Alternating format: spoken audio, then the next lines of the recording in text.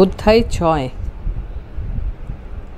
যৌগিক যুক্তি প্রাকল্পিক ও বৈকল্পিক ব্র্যাকেটে compound arguments hypothetical and disjunctive পৃষ্ঠা ১৪৯ বিষয় সংক্ষেপ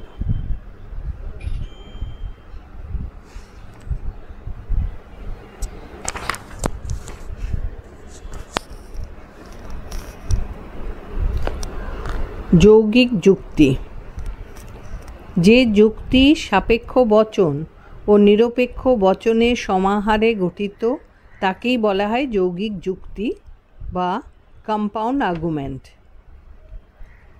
যৌগিক যুক্তির অপর নাম হলো মিশ্র যুক্তি ব্র্যাকেটে মিক্সড সিলোজিজম।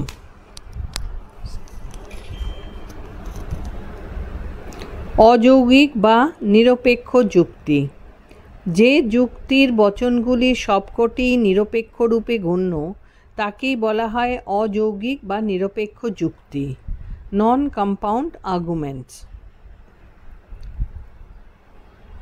প্রাকল্পিক নিরপেক্ষ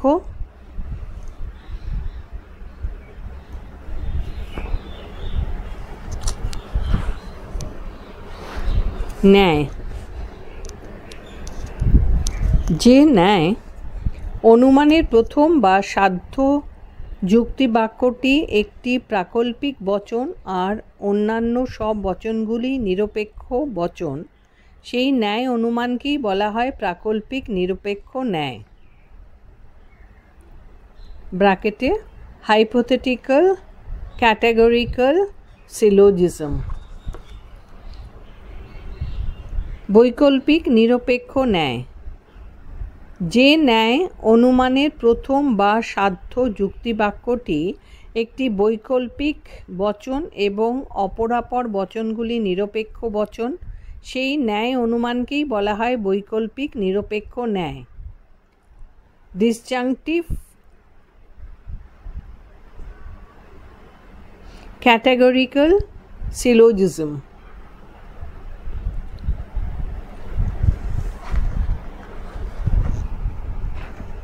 যুক্তির অবয়ব বা উপাদান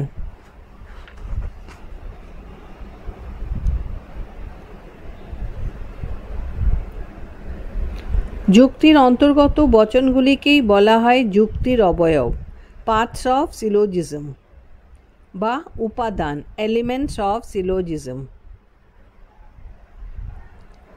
প্রাকল্পিক বচন যদি তবে ব্র্যাকেটে ইফ দেন এই দ্বারা গঠিত বচনকেই বলা হয় প্রাকল্পিক বচন ব্র্যাকেটে হাইপোথেটিক্যাল প্রপোজিশন।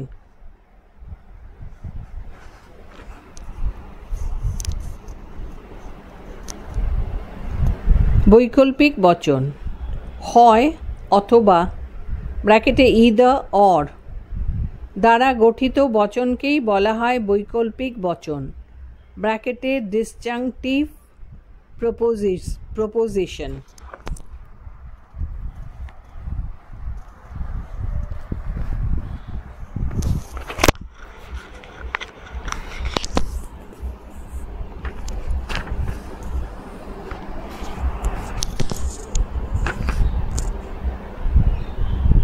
পূর্বগ প্রাকল্পিক বচনের প্রথম অংশটিকে বলে পূর্বগ ব্র্যাকেটে অ্যান্টিসিডেন্ট একে পূর্ববর্তী ঘটনা রূপে উল্লেখ করা হয়। অনুগ প্রাকল্পিক বচনের দ্বিতীয় বা শেষ অংশটিকে বলা হয় অনুগ ব্র্যাকেটে কনসিকুয়েন্ট একে অনুবর্তী ঘটনা রূপের উল্লেখ করা হয়। একে অনুবর্তী ঘটনা রূপেও উল্লেখ করা হয়। এরপর হচ্ছে বিকল্প। বৈকল্পিক বচনে দুটি অংশের যে কোনো একটি অংশকে বলা হয় বিকল্প, ব্র্যাকেটে ডিসজাংক্ট। প্রথম বিকল্প। বৈকল্পিক বচনের প্রথম অংশটিকে বলা হয় প্রথম বিকল্প, ব্র্যাকেটে ফার্স্ট ডিসজাংক্ট। দ্বিতীয় বিকল্প। বৈকল্পিক বচনের দ্বিতীয় অংশটিকে বলা হয় দ্বিতীয় বিকল্প, ব্র্যাকেটে সেকেন্ড ডিসজাংক্ট।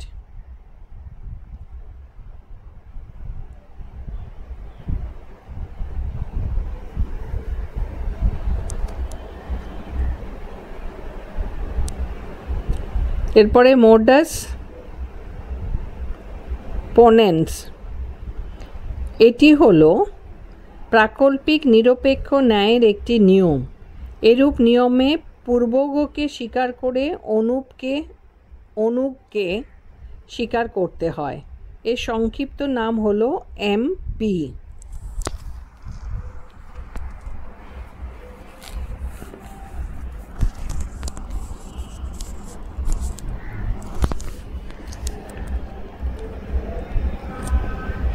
এরপরে হলো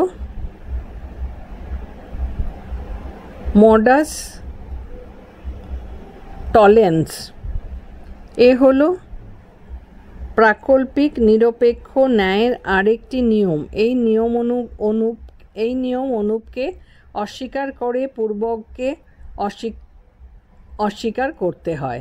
এর সংক্ষিপ্ত নাম হলো এমটি।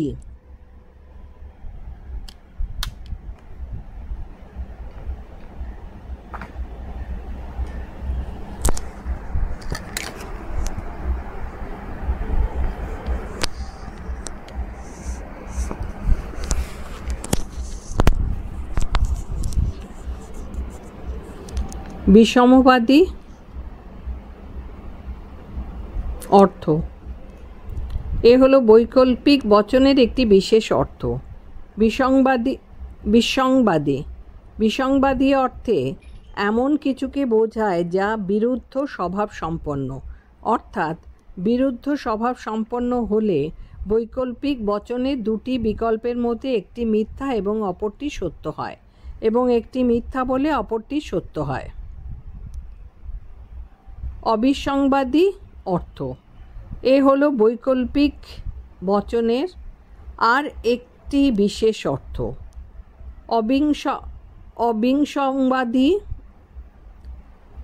অবিসংবাদী শব্দটির অর্থ হলো বিরুদ্ধ স্বভাব সম্পন্ন না হওয়া, অর্থাৎ বৈকল্পিক বচনের দুটি বিকল্পের মধ্যে একটিকে অবশ্যই সত্য হতে হবে এবং দুটি বিকল্প একসঙ্গে সত্য হতেও পারে।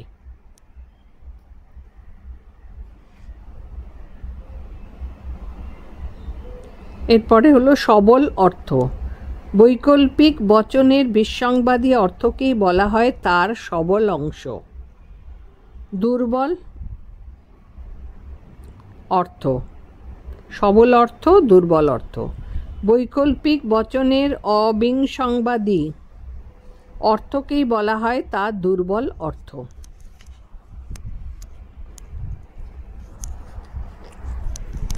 দীর্ঘ উত্তরভিত্তিক প্রশ্নাবলী। 1. যৌগিক যুক্তি কি? উদাহরণসহ ব্যাখ্যা করো। উত্তর: যৌগিক যুক্তির সংজ্ঞা ও উদাহরণ। তর্কবিদ্যায় একটি মুখ্য আলোচ্য বিষয় হলো যুক্তি বা আর্গুমেন্ট। যুক্তি গঠিত হয় একাধিক বচন দিয়ে। এই বচনগুলির পারপার্শ্বিক সম্পর্ক হলো যুক্তিবাক্য ও সিদ্ধান্তের সম্পর্ক। যুক্তির অন্তর্গত বচনগুলি হলো যুক্তির উপাদান। যুক্তির উপাদান বচনগুলি সবকটি যদি নিরপেক্ষ বচন হয় তবে তাকে বলে নিরপেক্ষ যুক্তি, ক্যাটাগরিক্যাল আর্গুমেন্ট। কিন্তু উপাদান বচনগুলির মধ্যে সাধ্য তথা প্রথম বচনটি যদি সাপেক্ষ বচন, কন্ডিশনাল প্রপোজিশন হয় এবং বাকিগুলি যদি নিরপেক্ষ বচন হয় তবে তাকে বলে যৌগিক যুক্তি, কম্পাউন্ড আর্গুমেন্ট।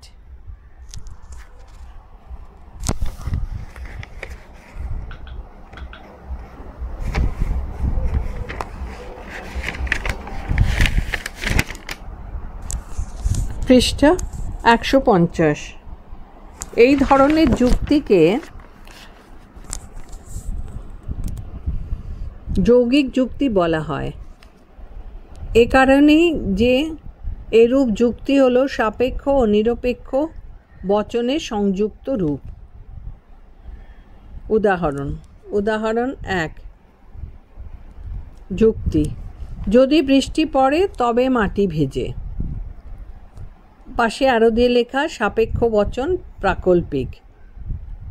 বৃষ্টি পড়েছে, আরও দিয়ে লেখা নিরপেক্ষ বচন। সুতরাং মাটি ভিজেছে, আরও দিয়ে লেখা নিরপেক্ষ বচন। যুক্তিটির আকার: যদি পি তবে কিউ, সাপেক্ষ বচন প্রারম্ভিক। পি সত্য, নিরপেক্ষ বচন। সুতরাং কিউ সত্য, নিরপেক্ষ বচন। উদাহরণ 2। যুক্তি: হয় তুমি কলকাতা যাবে অথবা তুমি মুম্বাই যাবে, আরও দিয়ে লেখা সাপেক্ষ বচন প্রাকল্পিক। তুমি কলকাতা যাবে না, আরও দিয়ে লেখা নিরপেক্ষ বচন। তুমি মুম্বাই যাবে, আরও দিয়ে লেখা নিরপেক্ষ বচন। যুক্তিটির আকার: হয় পি অথবা কিউ, সাপেক্ষ বচন প্রারম্ভিক। এমন নয় যে পি, নিরপেক্ষ বচন। এমন নয় যে কিউ, নিরপেক্ষ বচন। ব্যাখ্যা: এই দুটি যুক্তির ক্ষেত্রেই দেখা যায় যে প্রথম তথা সাধ্য বচন দুটি হল সাপেক্ষ বচন। প্রথম ক্ষেত্রে সাধ্য বচনটি প্রাকল্পিক বচনের রূপ, দ্বিতীয় ক্ষেত্রে সাধ্য বচনটি হল বৈকল্পিক বচনের রূপ। দুটি উদাহরণই এই দুটি সাধ্য বচন ছাড়া আর সমস্ত বচনগুলি হল নিরপেক্ষ বচন। সুতরাং দেখা যায় যে যুক্তি দুটি সাপেক্ষ ও নিরপেক্ষ বচনের সমাহার। সে কারণেই এই যুক্তি দুটি যৌগিক যুক্তি রূপে গণ্য।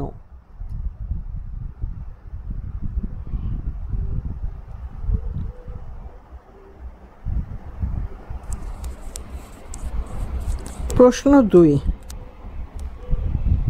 যৌগিক যুক্তি কয় প্রকার ও কী কী? উদাহরণ সংযোগে আলোচনা করো। উত্তর: যৌগিক যুক্তির প্রকারভেদ। যৌগিক যুক্তির ক্ষেত্রে প্রথম যুক্তি বাক্যটি সাপেক্ষ বচন হয়। এই সাপেক্ষ বচন আবার দু প্রকারের: প্রাকল্পিক বচন এবং বৈকল্পিক বচন। এরই পরিপ্রেক্ষিতে যৌগিক যুক্তিকেও দুভাগে ভাগ করা যায়: প্রাকল্পিক নিরপেক্ষ ন্যায় এবং বৈকল্পিক নিরপেক্ষ ন্যায়। এই দুই প্রকার ন্যায় সম্পর্কে এখন পৃথক পৃথকভাবে আলোচনা করা হলো। প্রাকল্পিক নিরপেক্ষ ন্যায়: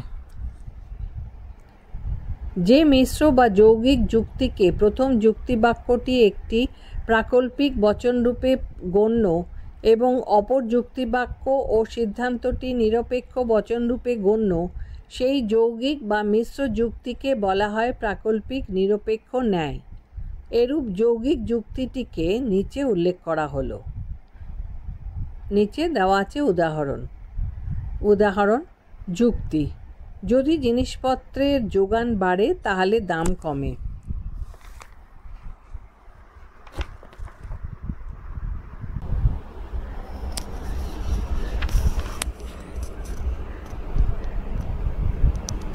উদাহরণ: যুক্তি: যদি জিনিসপত্রের যোগান বাড়ে তাহলে দাম কমে। আরও দিয়ে লেখা প্রাকল্পিক বচন। জিনিসপত্রের যোগান বেড়েছে, আরও দিয়ে লেখা নিরপেক্ষ বচন। সুতরাং জিনিসপত্রের দাম কমেছে, আরও দিয়ে লেখা নিরপেক্ষ বচন। এবার যুক্তিটির আকার হলো: যদি পি তবে কিউ, প্রাকল্পিক বচন। এমন যে পি, আরও দিয়ে নিরপেক্ষ বচন।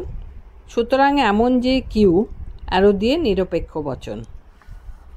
ব্যাখ্যা: এইরূপ যুক্তিটিতে দেখা যায় যে প্রথম যুক্তিবাক্যটি হলো একটি প্রাকল্পিক বচন, কারণ এরূপ বাক্যটিকে প্রাকল্পিক আকারে ব্র্যাকেটে যদি তবে দ্বারা উল্লেখ করা হয়েছে। প্রথম যুক্তিবাক্যটি ছাড়া আর যে দুটি বচন যুক্তিটিতে দেখা যায় সে দুটি বচনই হলো নিরপেক্ষ বচন। সে কারণে এরূপ যুক্তিটি প্রাকল্পিক ও নিরপেক্ষ বচনের সংযুক্ত রূপ বলে একে প্রাকল্পিক নিরপেক্ষ ন্যায় হাইপোথেটিক্যাল ক্যাটাগরিক্যাল সিলোজিজম নামক যৌগিক বা মিশ্র যুক্তি রূপে উল্লেখ করা হয়। বৈকল্পিক নিরপেক্ষ ন্যায়।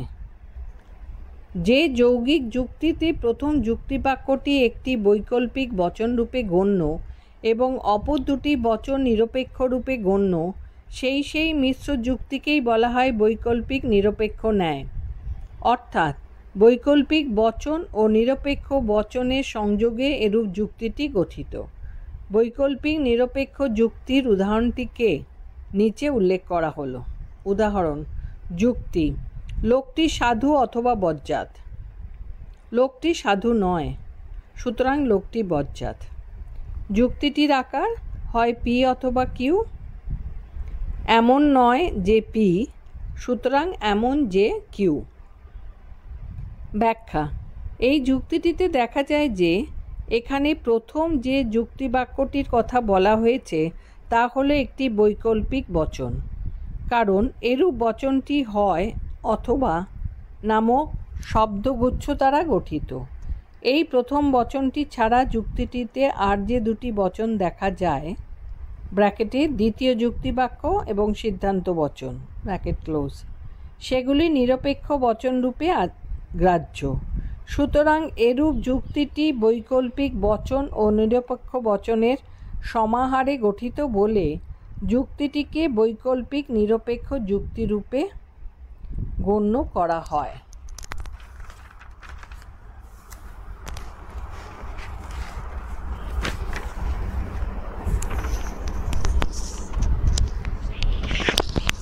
পৃষ্ঠা 151। প্রশ্ন 3, যৌগিক যুক্তি ও নিরপেক্ষ যুক্তির পার্থক্য কী?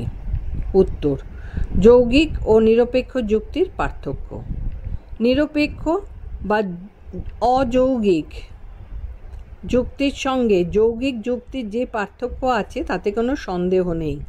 এই দুই ধরনের যুক্তির মধ্যে কিরূপ পার্থক্য করা যায় তা নিচে উল্লেখ করা হলো। এখানে একটি টেবিল দেওয়া হয়েছে, 3টি কলাম আছে। প্রথম কলমে পার্থক্যর বিষয়, দ্বিতীয়টিতে যৌগিক যুক্তি এবং তৃতীয়টিতে অযৌগিক বা নিরপেক্ষ যুক্তি। 1. বচনের প্রকৃতিগত পার্থক্য। যৌগিক যুক্তি: যৌগিক যুক্তি যে সমস্ত বচন দিয়ে গঠিত হয় তার একটি বচন সাপেক্ষ বচন হবে এবং বাকি বচনগুলি নিরপেক্ষ হবে। যেমন: যদি মাটি ভেজে তবে বৃষ্টি পড়ে, ব্র্যাকেটে সাপেক্ষ বচন। বৃষ্টি পড়েছে, নিরপেক্ষ বচন, সুতরাং মাটি ভিজেছে, নিরপেক্ষ বচন।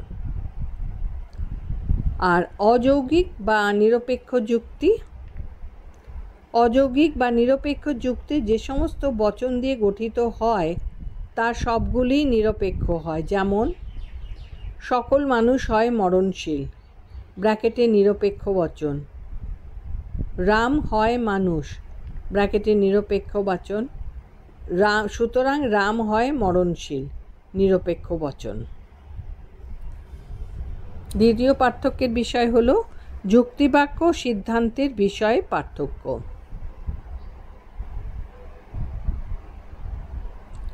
যৌগিক যুক্তির ক্ষেত্রে প্রথম যুক্তিবাক্যটি একটি সাপেক্ষ বচন রূপে গণ্য হয়, আর বাকি যুক্তিবাক্য ও সিদ্ধান্তটি ওই প্রথম যুক্তিবাক্যের একটি অংশরূপে হাজির হয়।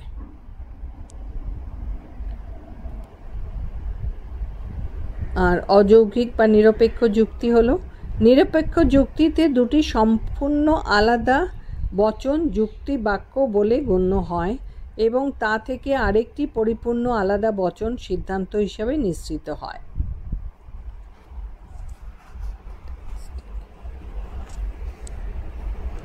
তিন, বৈধতা নিরূপণের বিষয়ে পার্থক্য। যৌগিক যুক্তিতে যুক্তির বৈধতা নির্ভর করে সেই যুক্তিতে ব্যবহৃত যৌগিক বচনের সত্য দাবির ওপর, আর নিরপেক্ষ বা অযৌক্তিক যুক্তির বৈধতা নির্ভর করে ন্যায় অনুমানের 10টি সাধারণ নিয়মের ওপর। 4. যুক্তির প্রকারের পরিপ্রেক্ষিতে পার্থক্য। যৌগিক যুক্তি বিভিন্ন রকমের হয়ে থাকে, কারণ যৌগিক যুক্তি কখনো কখনো প্রাকল্পিক নিরপেক্ষ রূপে গণ্য হয়, আবার কখনো কখনো তা বৈকল্পিক নিরপেক্ষ রূপে গণ্য হয়। কিন্তু অযৌগিক বা নিরপেক্ষ যুক্তি সবসময় একই প্রকারের হয়ে থাকে। 5. সংস্থান ও মূর্তির বিষয়ে পার্থক্য। যৌগিক যুক্তির ক্ষেত্রে কোনো সংস্থান বা মূর্তির বিষয় দেখা যায় না, আর নিরপেক্ষ যুক্তির ক্ষেত্রে বিভিন্ন রকমের সংস্থান ও মূর্তি দেখা যায়। 6. পদের ব্যবহারগত পার্থক্য।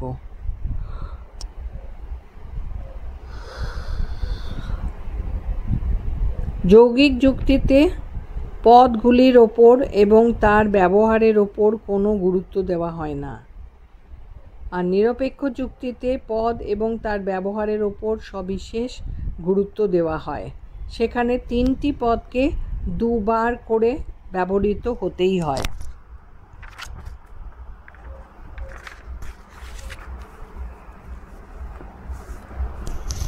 প্রশ্ন 4।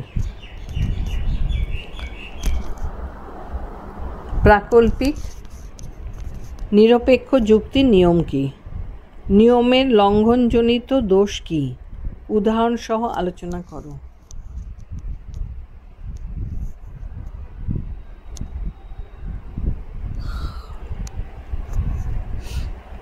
উত্তর: প্রাকল্পিক নিরপেক্ষ যুক্তির নিয়ম। প্রাকল্পিক নিরপেক্ষ যুক্তির নিয়ম হলো 2টি। প্রথম নিয়ম, পূর্বগকে স্বীকার করে অনুগকে স্বীকার করার নিয়ম, ব্র্যাকেটে affirming the antecedent to affirm the consequent, bracket close. এরূপ নিয়মটিকে বলা হয় মডাস পোনেন্স বা সংক্ষেপে এমপি। দ্বিতীয় নিয়ম, অনুগকে অস্বীকার করে পূর্বগকে অস্বীকার করার নিয়ম, ব্র্যাকেটে denying the consequent to deny the antecedent.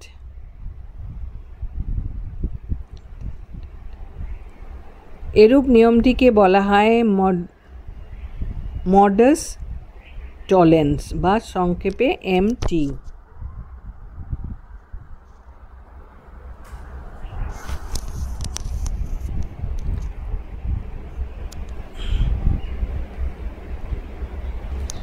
নিয়মের লক্ষণজনিত দোষ। প্রাকল্পিক নিরপেক্ষ ন্যায়ের গঠনে যে প্রথম যুক্তিবাক্যটি দেখা যায়, সেই প্রাকল্পিক বচনটির ক্ষেত্রে পূর্বগ ও অনুগ এর একটি গুরুত্বপূর্ণ ভূমিকা দেখা যায়, কারণ প্রাকল্পিক বচনের সত্য দাবি এই পূর্বগ ও অনুগের সত্য দাবির ওপরই নির্ভর করে। প্রাকল্পিক বচনের সত্য দাবিতে বলা হয়েছে যে পূর্বকটি সত্য, ব্র্যাকেটে টি, এবং অনুপটি মিথ্যা, ব্র্যাকেটে এফ হলে এরূপ বচনটি মিথ্যা হয়। একমাত্র এরূপ সত্য শর্ত ছাড়া আর অন্যান্য সম্ভাব্য সত্য শর্তের ক্ষেত্রে প্রাকল্পিক বচন সত্য হয়। উদাহরণস্বরূপ উল্লেখ করা যায় যে যদি মেঘ করে তবে বৃষ্টি হয়।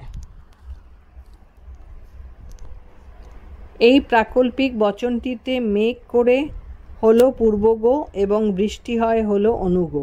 পূর্বগ তথা মেঘ করে সত্য হলে অনুগ তথা বৃষ্টি পড়ে কখনোই মিথ্যা হতে পারে না, অর্থাৎ পূর্বটি সত্য হলে অনুগটিও সত্য হবেই।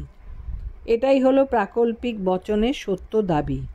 প্রাকল্পিক বচনের এরূপ সত্য দাবির ফলে প্রাকৃতিক নিরপেক্ষ যুক্তির ক্ষেত্রে ওপরের 2টি নিয়ম অনুদ্ধৃত হয়েছে। এখন এই দুটি নিয়মকে পৃথকভাবে উদাহরণসহ আলোচনা করা হলো এবং এই ধরনের নিয়মগুলিকে লঙ্ঘন করলে কী ধরনের দোষ হয় তাও উল্লেখ করা হলো।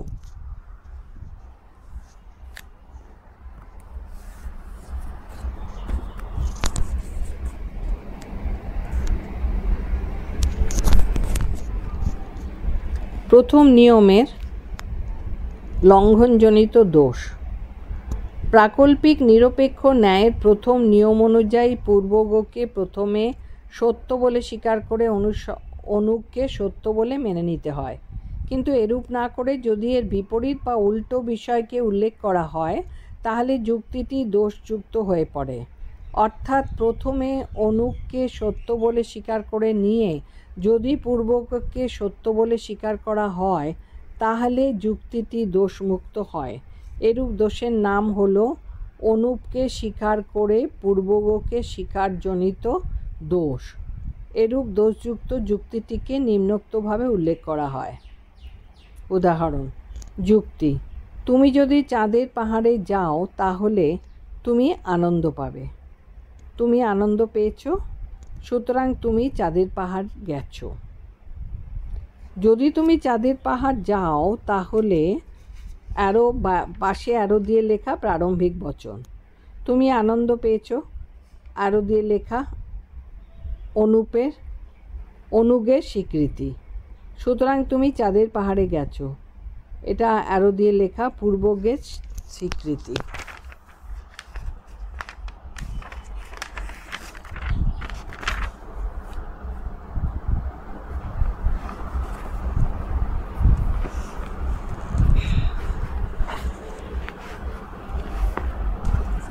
পৃষ্ঠা 152। উদাহরণ: যুক্তিটির আকার: যদি পি তবে কিউ, অ্যারো দিয়ে প্রারম্ভিক বচন। এমন যে কিউ, অ্যারো দিয়ে অনুগের স্বীকৃতি। সুতরাং এমন যে পি, অ্যারো দিয়ে পূর্বগের স্বীকৃতি।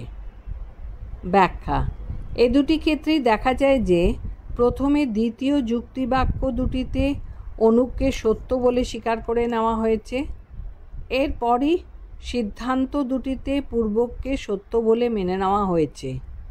এর ফলে যুক্তি ও যুক্তির আকারটি অনুগকে স্বীকার করে পূর্বগকে স্বীকারজনিত দোষে দুষ্ট। দ্বিতীয় নিয়মের লঙ্ঘনজনিত দোষ। প্রাকল্পিক নিরপেক্ষ ন্যায় দ্বিতীয় নিয়মের পরিপ্রেক্ষিতে উল্লেখ করা যায় যে প্রথমে অনুগকে অস্বীকার করে পরে পূর্বগকে অস্বীকার করতে হয়, কিন্তু এর উল্টো বিষয়টি ঠিক নয়। অর্থাৎ প্রথমে পূর্বগকে অস্বীকার করে নিয়ে অনুগকে অস্বীকার করা যায় না। এরূপ যদি করা হয় তাহলে যে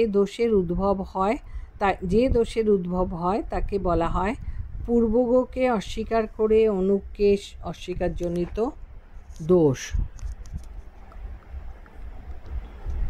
উদাহরণ: যুক্তি: যদি তুমি হীনমনা হও তাহলে তুমি অশান্তি পাবে। অ্যারো দিয়ে সাইডে অ্যারো দিয়ে লেখা প্রাকল্পিক বচন। তুমি হীনমনা নও, অ্যারো দিয়ে লেখা পূর্বগের অস্বীকার। সুতরাং তুমি অশান্তি পাওনি, অ্যারো দিয়ে লেখা অনুগের অস্বীকার। যুক্তিটির আকার: হয় পি তবে কিউ, অ্যারো দিয়ে লেখা প্রাকল্পিক বচন।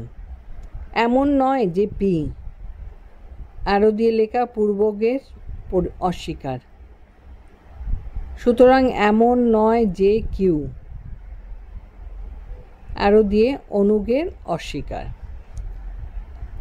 এই দুটি যুক্তি ব্যাখ্যা: এই দুটি যুক্তি এবং যুক্তির আকারের ক্ষেত্রেই দেখা যায় যে দ্বিতীয় যুক্তিবাক্য দুটিতে প্রথমে পূর্বগকে অস্বীকার করা হয়েছে এবং তারপরেই সিদ্ধান্ত দুটিতে অনুগকেও অস্বীকার করা হয়েছে। এর ফলে এই যুক্তি ও যুক্তির আকার উভয়ই পূর্বগকে অস্বীকার করে অনুগকে অস্বীকারজনিত দোষে দুষ্ট হয়েছে। 5। প্রশ্ন 5। বৈকল্পিক নিরপেক্ষ ন্যায় নিয়ম কি? এরূপ নিয়মের লঙ্ঘনজনিত দোষ কি? উদাহরণসহ আলোচনা করো। মার্কস 3+3। উত্তর, বৈকল্পিক নিরপেক্ষ ন্যায়ের নিয়ম। বৈকল্পিক নিরপেক্ষ ন্যায়ের ক্ষেত্রে একটিমাত্র নিয়মকে অনুসরণ করা হয়। এই নিয়মটি হল, প্রথমে একটি বিকল্পকে অস্বীকার করে অপর বিকল্পকে স্বীকার করা হয়। বৈকল্পিক নিরপেক্ষ ন্যায় গঠিত হয় নিরপেক্ষ বচনের সঙ্গে একটি বৈকল্পিক বচন দিয়ে। এইরূপ ন্যায়ে প্রথমে যুক্তিবাক্যটি হল একটি বৈকল্পিক রচনা। একটি বৈকল্পিক বচনে দুটি বিকল্প থাকে। বৈকল্পিক বচনের এক একটি পোশাক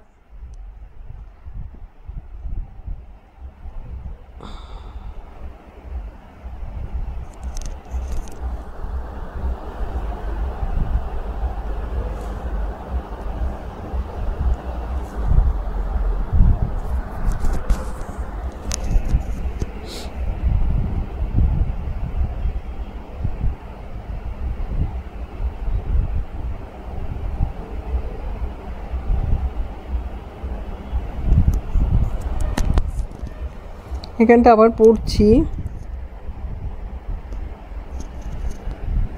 এইরূপ ন্যায় প্রথম যুক্তিবাক্যটি হলো একটি বৈকল্পিক বচন।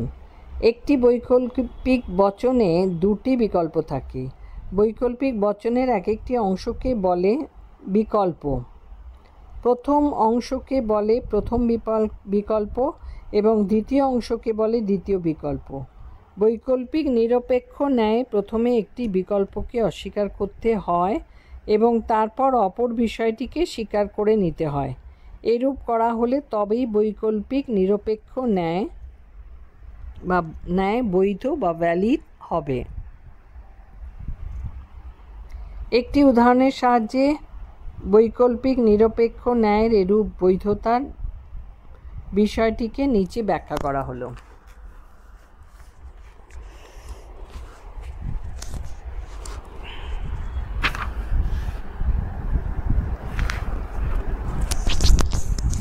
উদাহরণ: যুক্তি। হয় তুমি ব্যবসায়ী হবে অথবা তুমি চাকরিজীবী হবে। আরও দিয়ে লেখা বৈকল্পিক বচন। তারপর লেখা তুমি ব্যবসায়ী হবে না। আরও দিয়ে একটি বিকল্পের অস্বীকৃতি। সুতরাং তুমি চাকরিজীবী হবে। আরও দিয়ে অপর বিকল্পের স্বীকৃতি। যুক্তিটির আকার: হয় পি অথবা কিউ বৈকল্পিক বচন।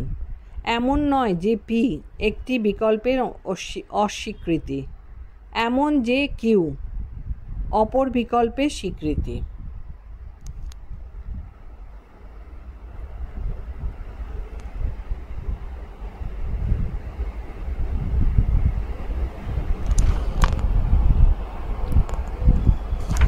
ব্যাখ্যা: ওপরে যুক্তি ও যুক্তির আকরের ক্ষেত্রে দেখা যায় যে উভয় ক্ষেত্রেই প্রথম বচনে বৈকল্পিক বচন রয়েছে।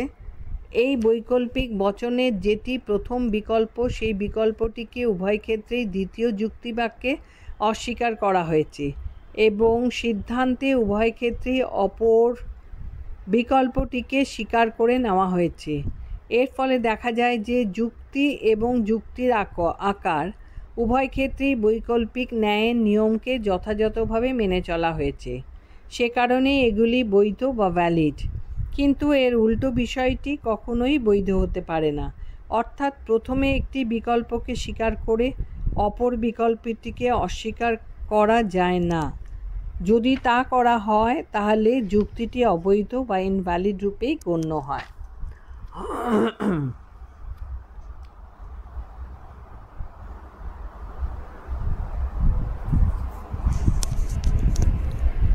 বৈকল্পিক নিরপেক্ষ ন্যায়ের নিয়ম লঙ্ঘনজনিত দোষ। বৈকল্পিক নিরপেক্ষ ন্যায়ের নিয়মের পরিপ্রেক্ষিতে বলা যায় যে এরূপ যুক্তিতে প্রথমে একটি বিকল্পকে অস্বীকার করতে হয় এবং তারপর অপর বিকল্পটিকে স্বীকার করে নিতে হয়। বৈকল্পিক নিরপেক্ষ ন্যায়ের এরূপ নিয়মটিকে না মেনে যদি উল্টো বা বিপরীত বিষয়টিকে উল্লেখ করা হয় তাহলে তা দোষযুক্ত হয়ে পড়ে। অর্থাৎ প্রথমে একটি বিকল্পকে স্বীকার করার পর যদি অপর বিকল্পটিকে অস্বীকার করা হয় তাহলে নিয়মের পরিপন্থী হয় এবং দোষযুক্ত হয়ে পড়ে। এইরূপ যুক্তিটি তাই অবৈধ রূপেই গণ্য হয়। যুক্তিটির ক্ষেত্রে এরূপ দোষকে বলা হয় প্রথমে একটি বিকল্পকে স্বীকার করে অপর বিকল্পকে অস্বীকারজনিত দোষ। এরূপ দোষের বিষয়টিকে নিচের উদাহরণের মাধ্যমে উল্লেখ করা যায়। উদাহরণ: যুক্তি: হয় তুমি ব্যবসায়ী হবে অথবা তুমি চাকুরিজীবী হবে। আরও দিয়ে লেখা বৈকল্পিক বচন। তুমি ব্যবসায়ী হবে। আরও দিয়ে একটি বৈকল্পিক স্বীকৃতি। সুতরাং তুমি চাকুরিজীবী হবে না। অপর বিকল্পের অস্বীকৃতি। যুক্তিটির আকার: হয় পি অথবা কিউ। আরও দিয়ে বৈকল্পিক বচন। এমন যে পি। আরও দিয়ে একটি বৈকল্পিক স্বীকৃতি। সুতরাং এমন নয় যে কিউ। অপর বিকল্পের অস্বীকৃতি।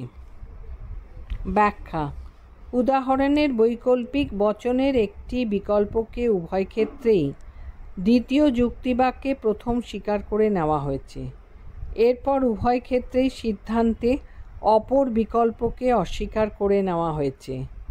ফলত তা বৈকল্পিক নিরপেক্ষ ন্যায়ের নিয়মটিকে ভঙ্গ করেছে এবং অবৈধ রূপে গণ্য হয়েছে।